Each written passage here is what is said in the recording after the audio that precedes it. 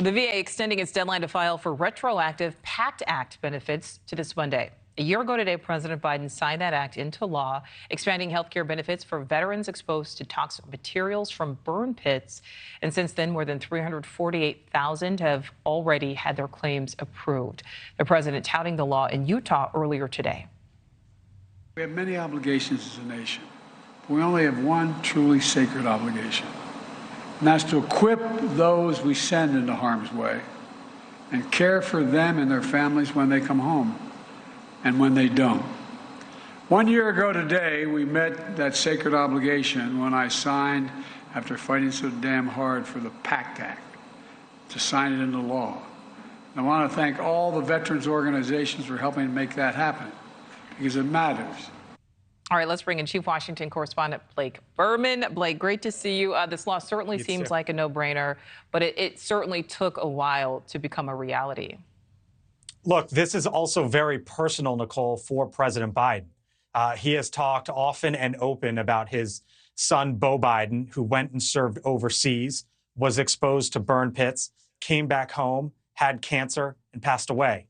And the president had to bury one of his own children.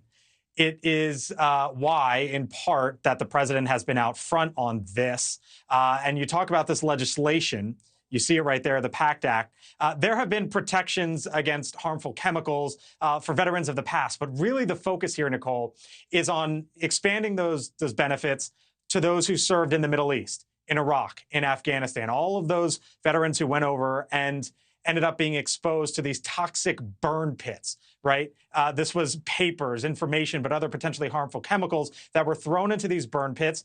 Unknowingly, these service members were around these burn pits, and a lot of them came back home and ended up getting sick. For example, I spoke to one service member today who suffers from leukemia, and he told me that before this legislation, on 3 different occasions, he went over to the VA and tried to get help and was turned away.